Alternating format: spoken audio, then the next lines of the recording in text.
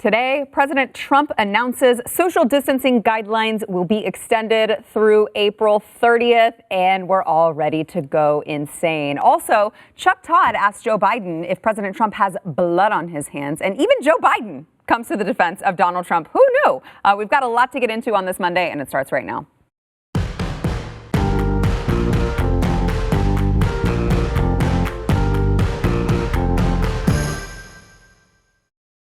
Hello, all you cool cats and kittens. Welcome to the news and why it matters. I am Sarah Gonzalez, today joined by my good friend Chad Prather of the Chad Prather Show. Also, Glenn Beck, remote, of course. Glenn Beck in his home studio. Thanks for being here, Glenn. In my isolation chamber. Yes, where the rest of us expendables are over here in studio. So thank you for that again. Still, we still have not gotten our invite yet to go to your bunker. I'd just like to point that out. It must be lost in the mail. You know what? Mail service is down. Gosh, darn it. Gosh. Shoot. Darn coronavirus strikes again. Yeah. Well, President Trump, just 5 days after making the comment that he would like to reopen the economy by Easter, he just announced yesterday that he will be extending the nation's social distancing guidelines through April 30th, pursuant to the advice of medical professionals, CDC scientists, and his advisors. Here is a little bit of what he had to say. The peak, the highest point of death rates, remember this, is likely to hit in 2 weeks. Nothing would be worse than declaring victory before the victory is won. That would be the greatest loss of all. Therefore, the next 2 weeks and during this period, it's very important that everyone strongly follow the guidelines, have to follow the guidelines that our great Vice President holds up a lot. He's holding that up a lot. He believes in it so strongly. The better you do, the faster this whole nightmare will end. Therefore, we will be extending our guidelines to April 30th to slow the spread. Man, you got to believe it really just pained him to have to make that announcement, considering just days before he was really trying to get the economy opened by Easter.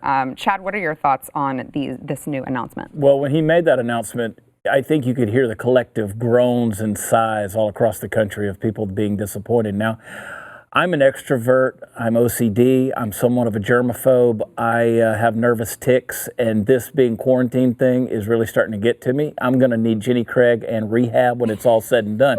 Come April 30th, it's going to be a bad scene. I'm going to be in trouble.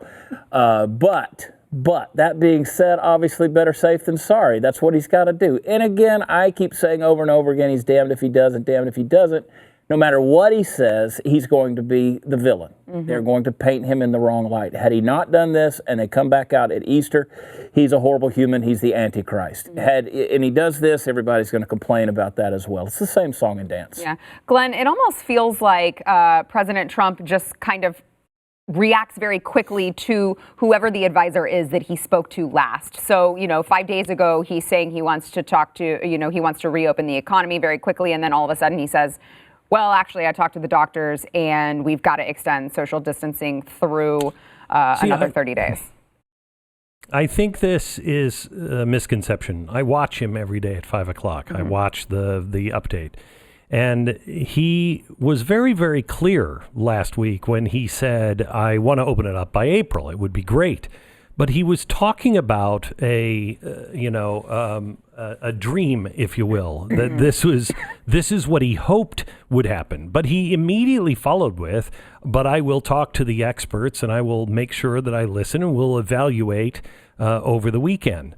And so I think he did. He's not a stupid guy. The one thing that I've really gained from this watching him abroad is he is very astute. He has a great sense of where the American people are. So I think he was reflecting the American people while also saying we have to not kill the economy. And when the results come in and it shows that curve, scientifically, that curve is going to hit in 2 weeks, The worst thing that could happen is to open up, and I thought his language was really interesting. He said the worst thing we could do is declare victory and then have it not so. We all remember the victory banner that was behind George W. Bush, and I think that's what he was referring to. He's not wanting to repeat that, because if he opens things up and we get a rebound on this, then there's no chance that he fares well at all, in my opinion. Do you think, Glenn, you mentioned the daily press briefings, and I know that you have been watching those every day. Do you think that is part of his approval number being so high right now? I think the last poll that I saw, it was at 51%, highest ever of his presidency. So do you think that it's because most Americans are tuned in, they're watching it because this is something that's important to them and they're actually hearing him? I don't know about most Americans, but I think there's enough Americans that are watching him. I mean, remember, the press wants to get this off. The press wants this to go away as fast as it possibly can when it comes to his briefings. He's really effective in them. If you just watch one, you'll say it's the same Donald Trump. But if you watch it day after day, you see what an effective leader he is of a team, and you see him building this team and trusting. They trust him, and he trusts them. And I think that's really, really important. I got a call from a business guy today, and he said, Glenn, I don't know. I mean, by April 30th, is there going to be anything left? My problem with this is I don't think the president had a health choice. I don't think that he had a political choice. And both of those are the exact opposite of what you would do on an economic choice. Mm-hmm. And so we're going to pay a heavy price, I think, if we're at April 30th. But as we expose on Wednesday's program, that's exactly what's been engineered. We found language from the Fed out in the open where they said our best tact on this is to orchestrate an economic recession in hopes that we can print our way out of it and juice it as soon as we get out. I think that's insane. Yeah, Chad, what do you think? Well, looking at it from just an objective spectator and watching these things, I think a lot of people get bogged down in the woods and don't see the trees. And that's what I'm trying to focus on. It's really easy to get lost in the rhetoric of Donald Trump. And you see his nuances and his ways of communicating, and you're not listening to what's really being said. Yeah. And so many people who are blinded to that, who have a preconceived prejudice towards him, are missing what's going on. Now, I appreciate, as I'm watching these, because I'm like you, Glenn, I'm watching them every afternoon. I think this is great PR for the president. They do want it to go away in terms of the media. But I love the way he defers. I like the way he brings up Fauci, he brings up Birx, and he brings up the vice president. He defers. He knows when to step aside and let the team take over, and that is the mark of a true leader. Yeah. This is why you see in those press conferences why he was an effective builder in New York, because he knows his area of expertise, and he picks his team, puts them around, and then lets them do their job, and listens to them, fights back. I'm sure there's lots of pushing back, but he lets the facts dictate. And you're exactly right, Chad. You can get so lost in the marvelous, most extraordinary, never been seen before. It's just beautiful. You can get lost in all of his superlatives and the way he speaks. Don't. Just listen to what he's saying, what he's actually saying. And he's right on the money. Well, speaking of money, I want to get your thoughts on what this does, this extended social distancing guidelines, what this does to the economy. They just passed the $2 trillion bill. Now already lawmakers are saying it's not enough. You've got Chuck Schumer and Nancy Pelosi saying, we may need more. We may need more legislation. Stephen Mnuchin actually said kind of the same thing. He said this is a really popular program. If it turns out that we run out of money and this was a success, then we'll go back to Congress and ask for more money. I mean, Chad, at some point, you can't just keep spending your way out of it and kicking the can down the road. What does this do to the economy, not just short term, but long term as well? Yeah, I think, we're shutting down a country in regards to this thing.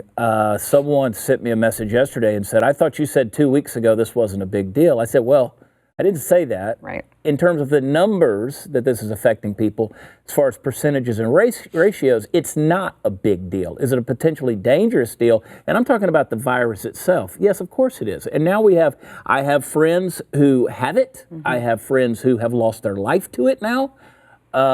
Yes, it's a big deal. But do we shut down the country over these numbers? Because yes, I believe, and listen, I think the beautiful thing about America, if we will stick to it, is we have a system in place whereby we can rebuild a whole lot. Look at Vladimir Putin. He goes into his meetings wearing full hazmat suits. He's visiting hospitals in full hazmat suits. That's not America. That's not how we're doing things. We have a system whereby we can rebuild, but God forbid we have to go through that process. And unfortunately, that's the path we're on. Yeah, Glenn? So here is the real problem that I don't think most people are thinking about today, but I, as a businessman and a landowner and a landlord, if you will, I have total, I think we have about 100 and some thousand square feet in the studio complex, and we have renters. And they've all called and said, hey, we can't make our rent, so what do? I can't go to the bank and say, hey, I can't make my rent. I still have to make my rent. This is the big problem that I think people don't understand this week. We're going to get job numbers, and these numbers, I think, are going to be bigger than they were last week. I'd be surprised if they weren't, because people they kind of clenched their butt and didn't know what to do for the first week, and now it's kind of settling in. This is a longer-term problem. And they're going to have to make decisions. And everyone, not just business owners, not just people who own a restaurant and are paying rent on that building, but you're seeing Macy's all the way down to the people who just pay regular rent. This is the week that rent is usually due.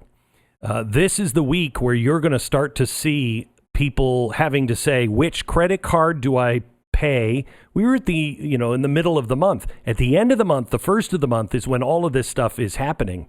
And you're going to see anything from Macy's all the way down to the Cheesecake Factory and your local guy in the next 3 weeks going out.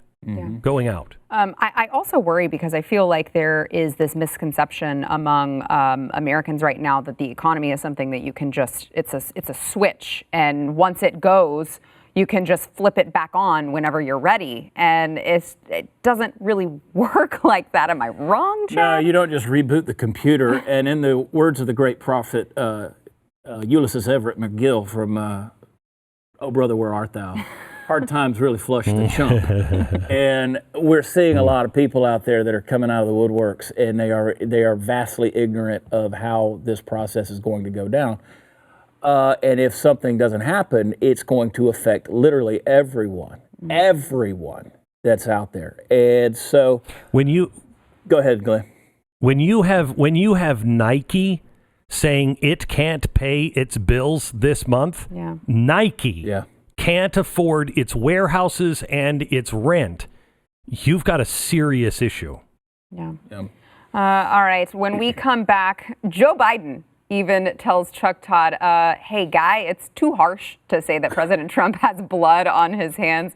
Oh, gosh. You hate it when Joe Biden is defending Donald Trump. You got to believe you've done something wrong, Chuck Todd. But first, we want to thank our sponsor, Freedom Project Academy.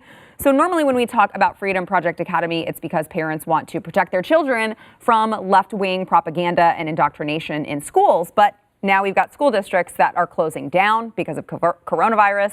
And we're all teaching our kids at home, except most of us, if you're like me, you're like, I wasn't planning on being a homeschool teacher and also having a full-time job. It's a struggle. So if you're like me and you are struggling with that, think about an accredited online education from Freedom Project Academy. You can do it from the comfort, convenience, and safety of your home, and your children will receive an accredited classical Online education, here's the important part, built on Judeo-Christian values. It is for students K through 12. It's completely interactive, educational, and students attend live classes with other students around the country. And these teachers, they're teaching your students how to think, not what to think. They're not indoctrinating them. You can go to freedomforschool.com. That is freedomforschool.com. Request your free information packet today. Enrollment had just begun whenever coronavirus hit. So as you can imagine, there are a lot of people right now who are calling them and enrolling. Their classes are filling up really quickly. You got to go there now. It is freedomforschool.com. Before we move on to Joe Biden on Meet the Press with Chuck Todd, I want to spend a little bit more time on just how this will affect the economy. And I don't mean to get all doom and gloom, but I figure if there is a time where we're getting doom and gloom on the show, it needs to be when Glenn Beck is scheduled to be on. 100%. So, I mean, I can dish it. Yeah, I can dish it out. Now's the time. Glenn, we were talking off air about, how this is going to affect the economy, and particularly the banks and how this is being handled with the banks. Can you tell us about that? So there is a problem, and I'm not sure that I can explain it really well, but it really kind of begins this week. The Fed purchased a lot of bad mortgages, and because of that, it's unbalanced the market. The market is a system, a very complex system. You can't just do one thing without it affecting and creating ripples all the way down the line. Well, they weren't thinking about this, and without getting technical, because I can't, it has thrown the equilibrium off on this, and it is affecting mainly smaller banks who count on these hedges that actually help them make money. And the Fed threw that all out of whack and now is forcing market margin calls. And these banks may have only a couple of weeks left. And that's without anything else really hitting. And all of the mortgages are starting to come due now. The Fed is now working with the Senate on a bill that they're not advertising. It's not secret, but they're not advertising on actually closing the banks and having a bank holiday. The FDIC just came out last week and said, "Don't worry, everything is good, everything is happy. What are you worrying about? Don't take money out of banks." Now, if you had $10,000 in the bank, you used to be able to take it, and then they would just put you on a list, and they'd watch you because you're probably some sort of terrorist. But now you not only make it to the list, you can't get your $10,000 out. The Federal Reserve, has to actually deliver that money to the bank. So if you live like I do in Dallas, it'll take you about a week to get from downtown here. How long is it going to take before you could get your money elsewhere? They say don't panic. They say don't take your money out of the bank. I would have to say I have my money still in the bank, FDIC insured. I have taken out a month's worth of money just to be able to have it someplace so you could meet your bills. But I have a feeling the banks are going to be in big trouble. And what's really disgusting is we saw this coming in 2008. They didn't fix it. They said they did. They bailed them out. We're bailing them out again, and they are going to be the big winners. The Federal Reserve is going to be the big winner in all of this. Hey, Glenn, you remember a few weeks back you were talking about how banks are operating when they're borrowing money from other banks in order to cover what they need for that day. I mean, what's your prognosis? What are you seeing on that in these days now? It's so last week, I think it was on Monday, they announced that it is $1 trillion a night. Okay, these banks, the four banks have, and I'm trying to remember the exact number, I think it's 52, 53, and $55 trillion in these overnight CDOs that that were the problem in 2008. This collectivized debt, the entire bailout, the biggest bailout that we saw in 2008 was the night that Bear Stearns and what was the other one started to go under, and they made $50 billion available for those two banks. they are now making available $500 billion every single night and up to $1 trillion every night so the banks can borrow that money and open up their doors. They've also said at the same time, you don't have to have cash reserves anymore. Don't worry about the cash reserves, because they used to have to say, I've got 10% of my holdings of anything that is on deposit. I put 10% of that away because a run on the bank's not going to take more than 10%. The Fed said, don't worry about that. That's why they are now saying, oh, you want $1,000? Okay. All right. Well, are you sure? Okay, here it is. You want 10,000? Oh, I got to call Washington and get the Brinks truck here to bring that in. The money's not there. Yeah. Well, you remember, this is a long way from Jimmy Stewart and the old savings alone, I mean, where they were trying to go in and make a run on the bank and cashing out. This is a big deal. $500 billion. I mean, every day. I mean, it's absolutely insane. We are traveling in numbers these days that the average mind can't comprehend. When you start talking billions and trillions, those numbers are so astounding. And we're just flipping these words around. So here's the latest that I heard last week on that same story. They were talking about the 3 or 4 big banks and how many trillions of dollars they each have wrapped up in these CDOs. Remember, it was about 50 trillion last time during 2008. The entire CDO thing was $50 trillion. This time, because they never fixed it, the collectivized debt is now $250 billion. It's the first time I've ever seen that number in a news story. Unreal. $250 billion, $250 of a quadrillion. Well, and I think the sad part is that's just going to go over most people's heads because it gets to a point where it's so high that it doesn't even seem real. I mean, right? it does. And in my way of looking at it, there ain't a bucket big enough to bail the water out of that boat. I mean, none of us have that. We're talking about trying to get $1,000 out of the bank. I mean, we have no point of comparison for anything like that. Right. Moving on, let's move on to just the media's handling of this whole coronavirus crisis. Glenn, I know you alluded to it earlier in the program talking about President Trump's daily briefings, but Chuck Todd, MSNBC's Chuck Todd, of course, doing his Meet the Press show every Sunday, had Joe Biden on, and I can't comprehend as a journalist, as a real journalist, why you would think this was an appropriate question to ask, but it's Chuck Todd. So here is what Chuck Todd asked Joe Biden yesterday. Do you think there is blood on the president's hands, considering the slow response? Or is that too harsh of a criticism? I think that's a little too harsh. I think what's happening is the failure to, as I watched a prelim to your show where someone said that, used the phrase that the president just thinks out loud. He should stop thinking out loud and start thinking deeply. He should start listening to the scientists before he speaks. Now, if I'm trying to act as a real journalist and I know what China did and what China covered up and how long they covered it up and who all they lied to, I'm probably not asking if President Trump is the one who has blood on his hands. Glenn, am I wrong here? Am I off base?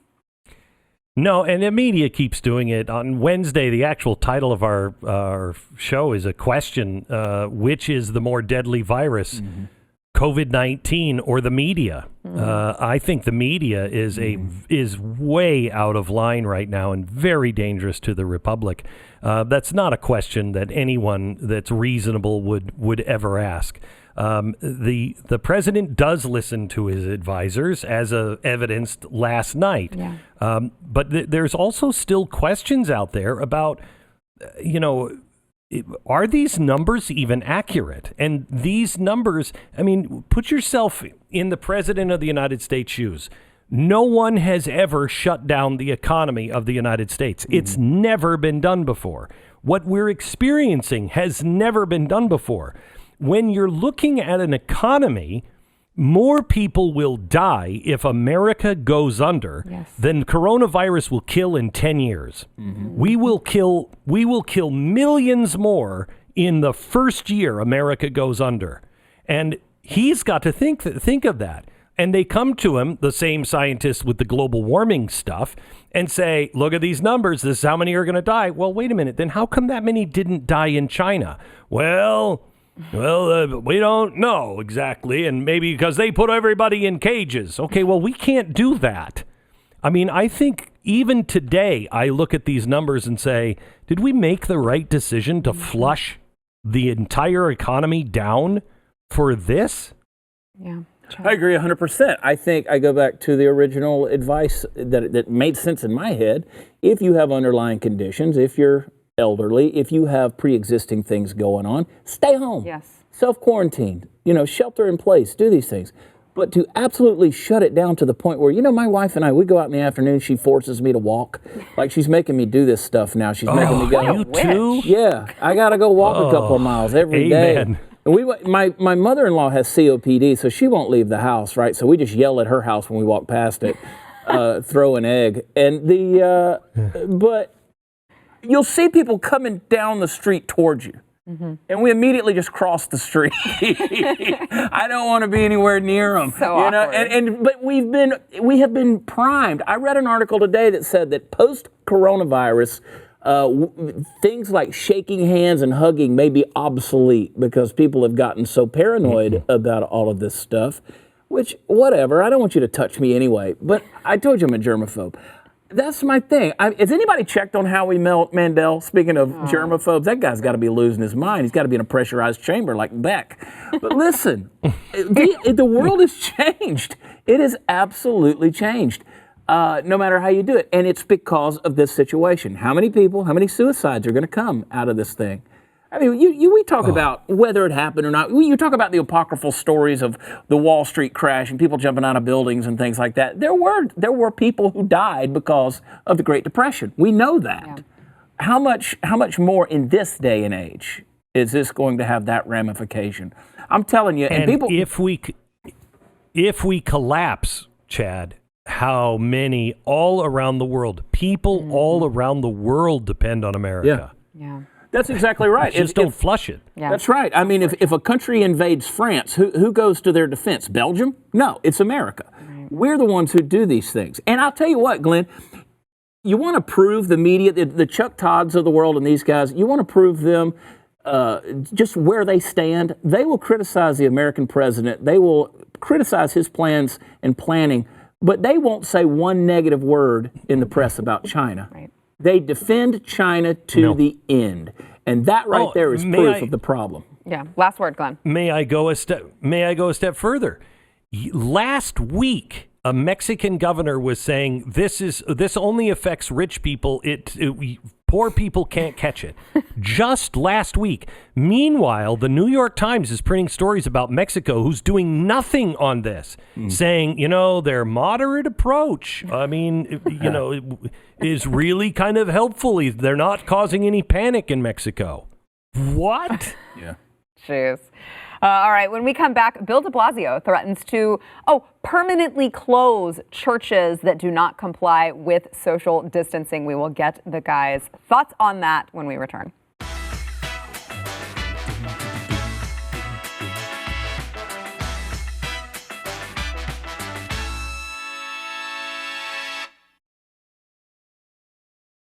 Everyone has been instructed that if they see worship services going on, they will go to the officials of that congregation. They'll inform them they need to stop the services and disperse. If that does not happen, they will take additional action up to the point of fines and potentially closing the building permanently. Okay. I mean, I think. Jawohl. Yeah. What? Yeah. I get that this is a serious deal, especially in New York City. Like, I'm clear on that. I was under the impression that was not a constitutional thing that he could do. Glenn? No, not that I'm aware of. This actually comes from a synagogue, but it is the Hasidic synagogue. Well, things changed. The Hasidic Jews, they weren't getting the news reports. They weren't, so they gathered. And it was, apparently a very big deal. I don't think he has the constitutional right to do that, to take away your license to close your synagogue or your church forever. You talk about overreach and absolute hostility. It's quite remarkable that what the media is allowing, and what, quite honestly, we're allowing to happen to our rights in this country. Yeah, Chad, Jesse Kelly, our friend Jesse Kelly, has been really, really hammering this point home. I think that when people are scared, they just freely give all of their rights and liberties away. I'm waiting for the SS to kick in the door right now and come get us for hanging out in the studio. I mean, we're far apart. Yeah, we're right? we're 5.5 Glenn feet over there. Let me be real with people. This is a spiritual battle. We're in a spiritual battle.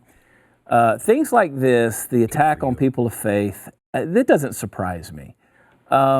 America and the rest of the world, look, human nature hasn't changed in thousands of years. People are the way they are. But I'll tell you something else. The truth of the matter is you do reap what you sow. We've killed millions of babies. We have obliterated marriage. We have done things that I believe God holds sacred. And we've thumbed our nose at it. You know, if people really want to see an end to this, there are some things that I believe God does to get people's attention. And one of the things he starts doing is he starts withholding what I call his blessings, and sometimes his mercy, and sometimes his grace. And you know, if you want to talk church services, let's have a church service. You know, the Bible talks about, God says, my people who are called by my name will humble themselves and turn from their wicked ways. And, you know, then I'll hear from heaven and I will heal their land. These are things that people have now just scooted off. We've marginalized that and said, nah. But I'm telling you, if you put corn seed in the ground, you're going to get corn. We have sown things that are absolutely irreparably evil in this country. We've done it from Hollywood all the way across to Wall Street. We've done it. And now we're seeing some consequences to that. People have got to get their life right. Our priorities are run amok. Yeah, go on. I have to tell you, I think, first of all, you're very brave for saying that, and I 100% agree with you. There is one thing I would like to define. I don't believe that God punishes. I believe that God is, his system of justice, the most equitable system of justice would be, hey, see that? That's an electric fence. Doesn't matter who you are, what happens, you touch it, you get burned. And it's not the electricity company punishing you. It's just the way it works.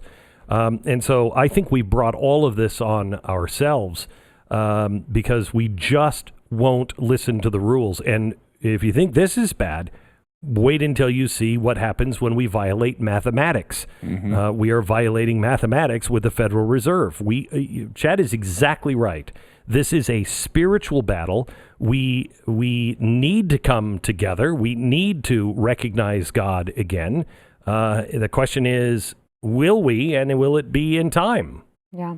Something else that I keep seeing pop up around the country, I know I saw primarily in New York, is that all of these governors or local officials are deciding to release prison populations, which I really have a hard time wrapping my brain around, just in preparation. Because they're prisoners, mostly. But like even in New York, there were 8 sex offenders, 3 of which were convicted of raping children who have been released in New York because they said, well, we want to prevent the spread of coronavirus, so we're going to release some of the prison population. I know Governor Greg Abbott here in Texas actually just signed an executive order that bans them from releasing certain prisoners that meet certain criteria. And I'm like, why do we live in a time where you have to sign an executive order for? That should just be understood. Yeah.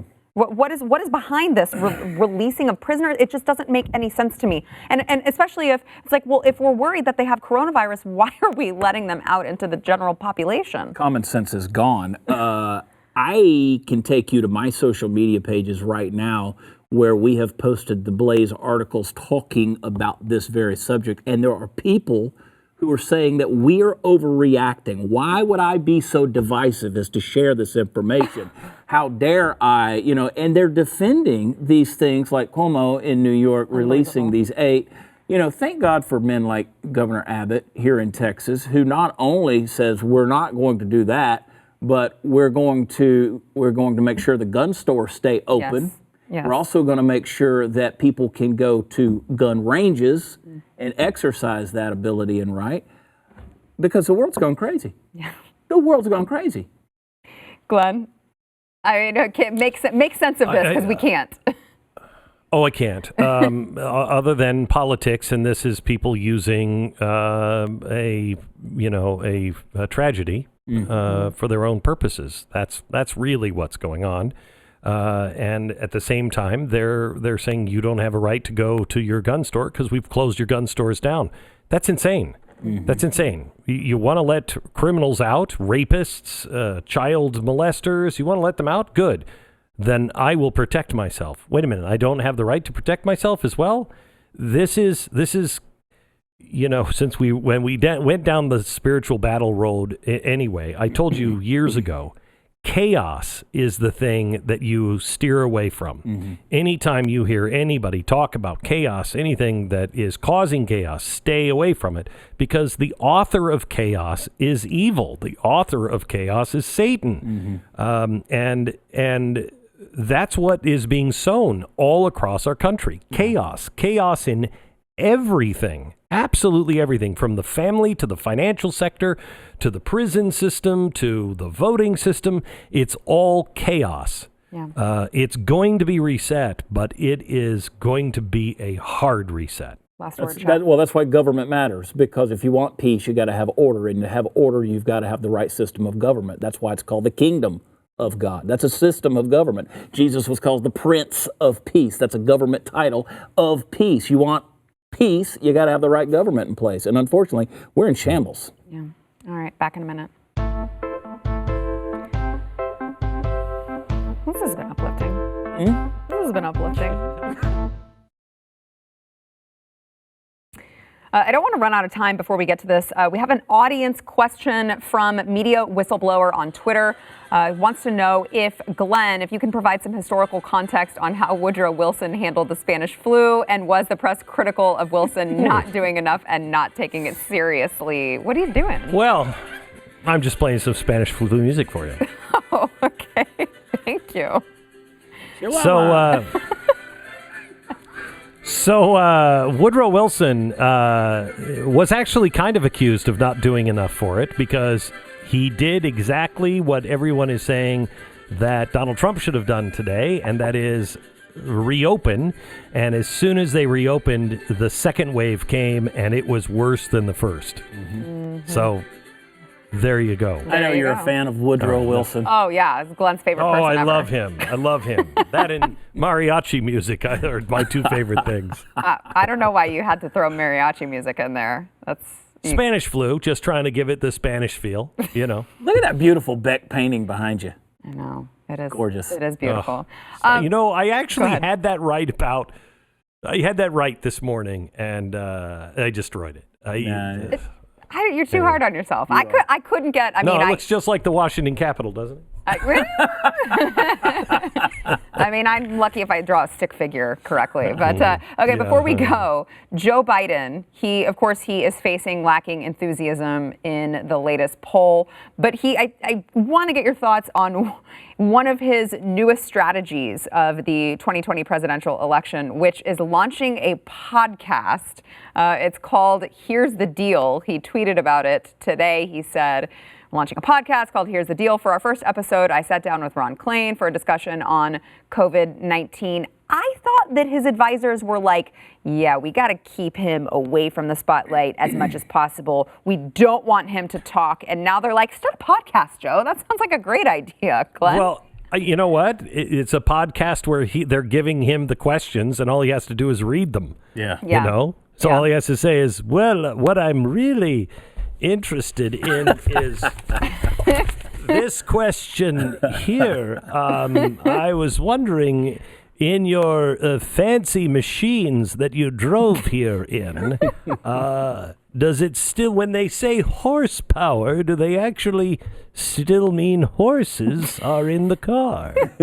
You're listening to the Pappy O'Daniel Pass the Biscuits Flower Hour. But I mean, right. can they even trust Jack him? to- Armstrong, the All-American boy, is coming up soon. I mean, if I'm his advisor, I'm not sure that I trust him to even just read questions accurately. He can't form coherent you can't. sentences. Oh no, you can't. What are you going to do? You have him on the podcast now that he's doing, and they are horrible. Yeah. And people are missing it. There are only 2,000 people watching. Yeah. I mean, it's not worth doing. And Joe Biden, they think that Joe Biden is going to get people to watch or listen. Nobody's interested. Yeah. Nobody's interested.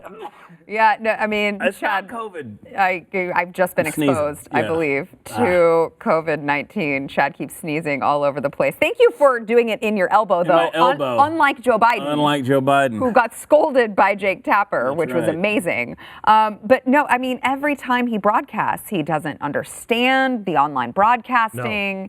Do you see the latest one was he almost gave out his home phone number. No, I He was like, look, he was like, look, call me. Here's no, I shouldn't. I can't give out that number. Call the campaign. Oh my gosh, man.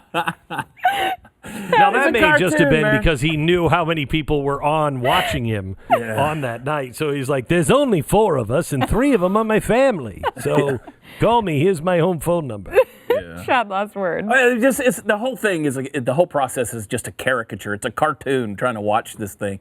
I just don't think anybody thought we were going to get to this point in history, but here we are. Here we are. Like I said, it's doom and gloom. We've got Glenn back on, and apparently Chad Prather is Mr. Doom and Gloom as well. So No, I have hope. I have hope. I really do. I'm optimistic in this thing. There are people who are worried. Thank God you live in America. You live in America, and it is still the greatest idea and the greatest country that's ever existed, and still the greatest on the planet. You got an opportunity here. Glenn, last word. You know what? Let me. You know, you might say that he maybe is a little down, but I've got mariachi music, so It's true. how could you possibly Go watch the Tiger King. How could you possibly be down? Ooh, and with that, we're going to break. We'll be back in a minute.